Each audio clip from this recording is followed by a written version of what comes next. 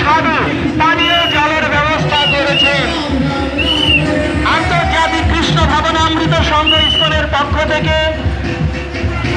ঢাকেশ্বরী জাতীয় মন্দিরের কমিটির ভক্তবৃন্দ এবং এই ভক্তবৃন্দদেরকে আমরা ধন্যবাদ জ্ঞাপন করছি যে তারা যারা সুন্দর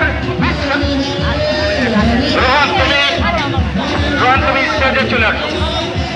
রোহান